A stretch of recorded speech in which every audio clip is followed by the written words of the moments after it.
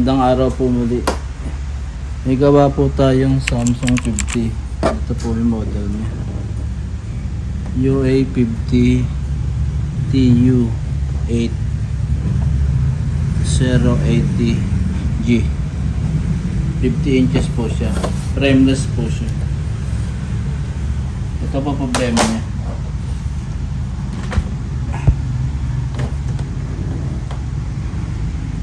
Ito po problema niya. Pagka sinaksak po siya, power natin. Magbiblink lang siya. Magbabacklight siya tapos magbiblink, mamamatay. Ulit-ulit lang siya. Yan, magbiblink, magpa-power, magbabacklight. Tapos mamamatay na yung backlight. Yun po problema niya. Saan po natin? Tingnan po natin kung ano po yung problema niya.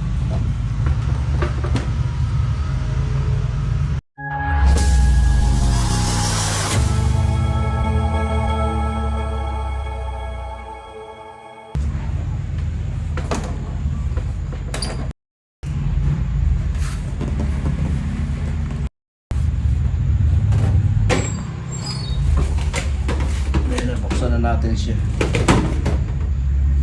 Buksan na natin. Isa yung flex niya dito. Ganito na po kasi labas yung mga modelo. Isa na yung flex niya. Tapos may doktongan siya dito. Tapos isang flex siya. Tanggalin natin.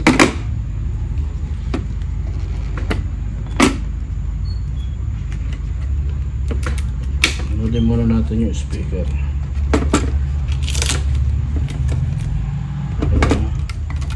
Concentrate tayo sa panel.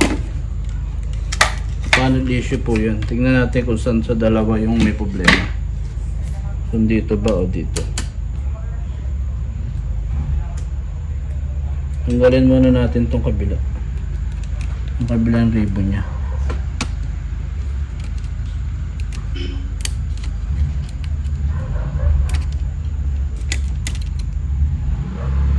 Linis pa naman.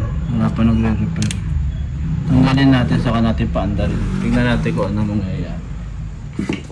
Tingnan natin kung di mamamatay yung picture niya.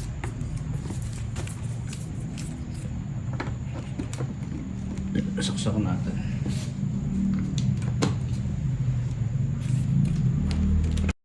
May ilag yung backlight. Tingnan natin kung magtutuloy pa rin siya. Mamamatay.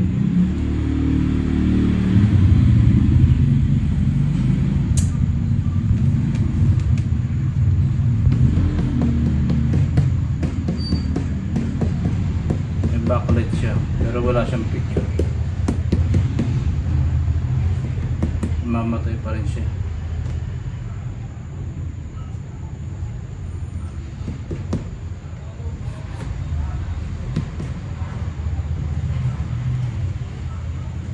Namamatay siya.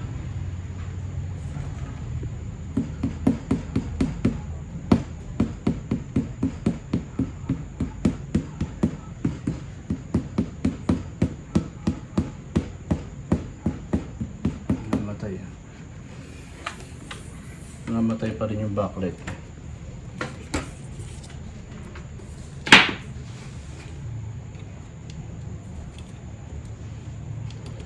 Sabit ulit natin yung ribbon.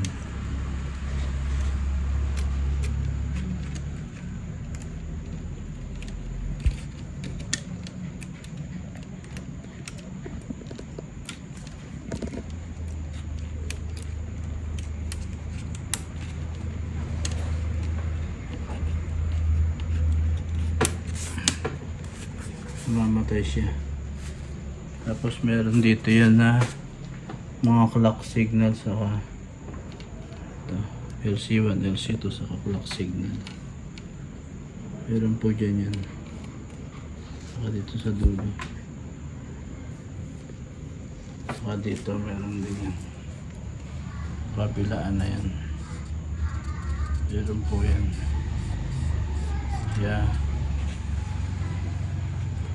Kabilaan po yun. Saka dito napansin nyo,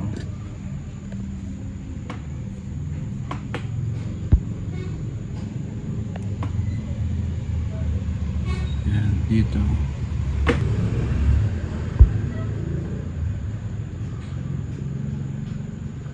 Pansin nyo yan. Meron pong ano dyan.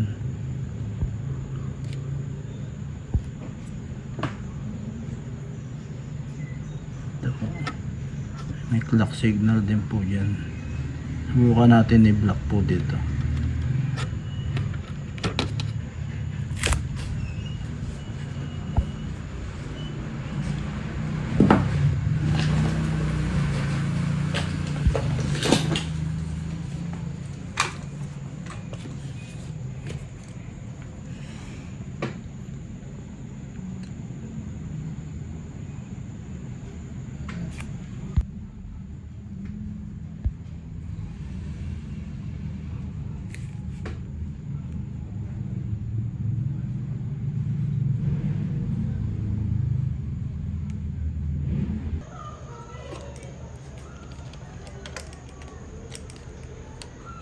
Yan po, hininang natin.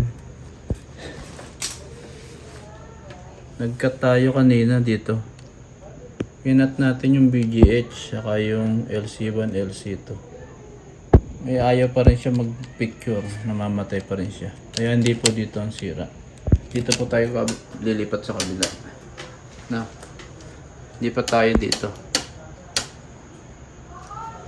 I-block natin yung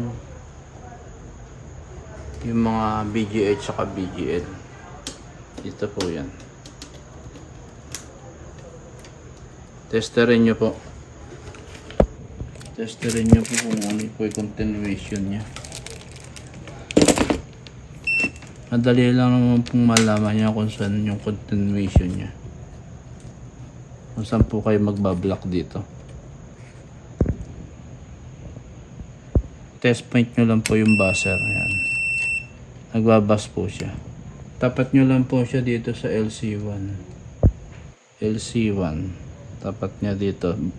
I-detect nyo rito kung saan yung tutunog siya. Mula una hanggang yan, dito. Test point nyo lang po yan. Tuldok nyo lang. Tuldok nyo lang po dyan. Saka dito po. Sa ribbon. Ito po ang ribbon. Simulan nyo po sa dulo. Kung saan po itutunog dyan, doon po yung connection yan. So, saan po siya tutunog?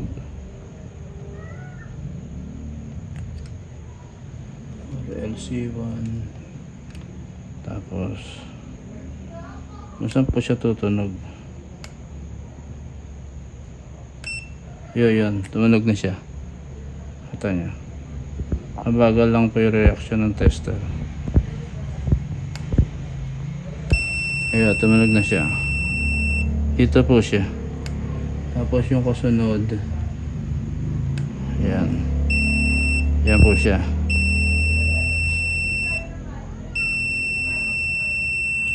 Ito po yung mga VGH, VGL nya. Saka LC1, LC2, saka clock. Lagyan po natin ng tape. Dito po gawin. Huwag po tayong tape.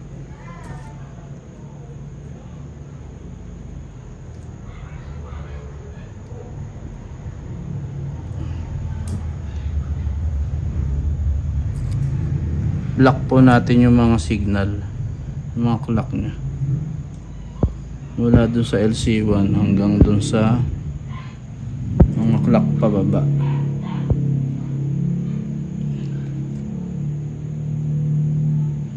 LC1, BGH, sa mga clock. Subukan po natin i-block. Yan po, halos na block na po siya. Konti na lang po yung natira. Subukan po natin kung magtatao. Dalas na po tayo nakakagawa ng ganito. Ito po, frameless po ito na Samsung 50. Subukan po natin kung dito po ang problema. Saksak po natin. Saksak po natin. Tingnan natin ibabaw. Ayun, lumabas na po yung ano, logo niya. Nag-logo na siya. Tingnan natin sa remote. Yun po, mapapansin nyo.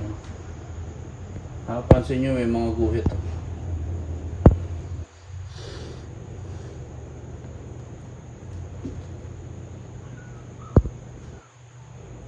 May mga fine lines pa siya. May mga lumabas ng mga guhit.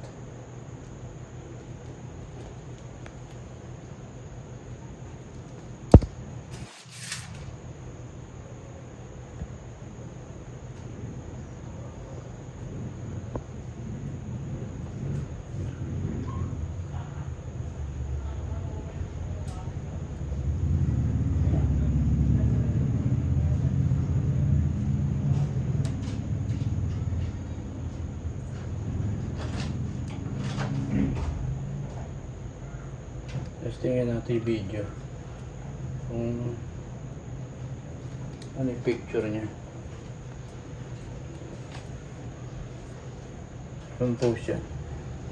May mga guhit-guhit po siya.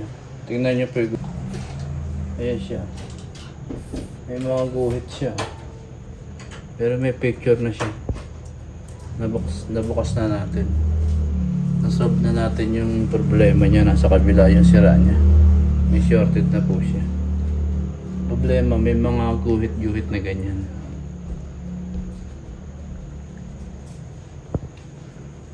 Yan po, buo na po yan. Yan po. May mga guhit-guhit. Yan po, tsatsagain nating hanapin yung sira niyan. Kasi mahirap po yan.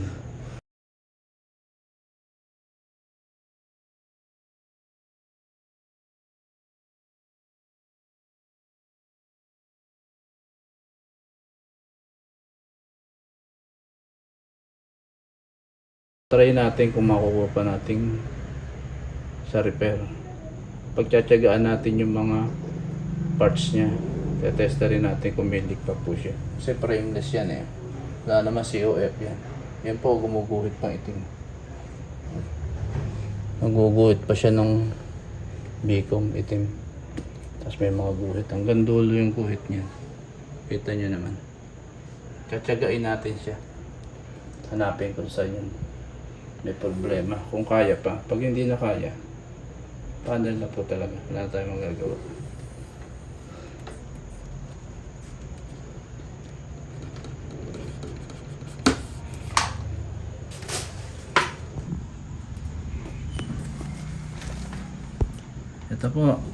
Ito po yung ginagawa natin kanina. Tinry natin palitan tong icing. Pinalitan natin to icing ano na to sa driver niya rito. Kasi naguguyot-guhit po siya. Tinry natin palitan ng icing. Saksak po natin.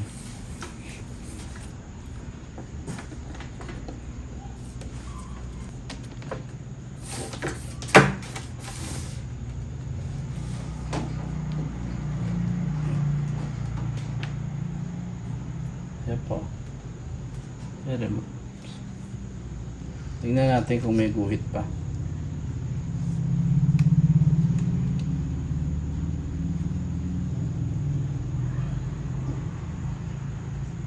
Wala na po dito sa baba eh.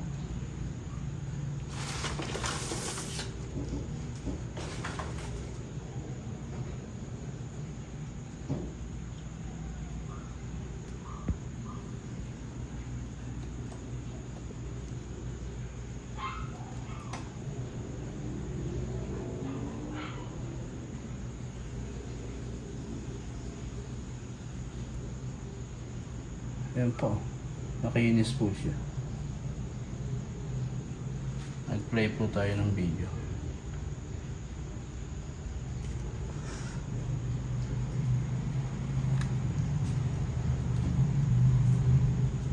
Ayan po.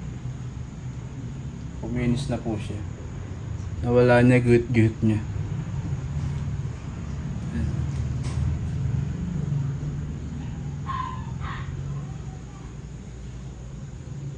Yan po. Wala na po yung guhit niya. Makinis na siya, hindi katulad yan ng ganong. Daming guhit na ganon. Sagad-sagaran yung guhit niya.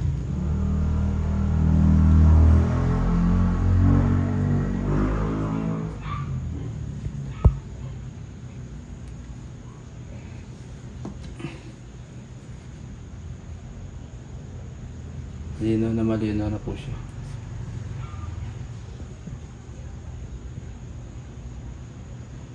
Pinagtyagaan natin siya mula kanina. Kasi tinrace natin kung saan yung nanggagaling yung guhit na ganun. Sa mga maliliit na capacitor, mga diode. Hindi naman po, kaya inactual natin yung IC niya. Meron naman tayong IC dyan. Ang testing. Yan, nag-okay na po siya. Pakalinaw na niya.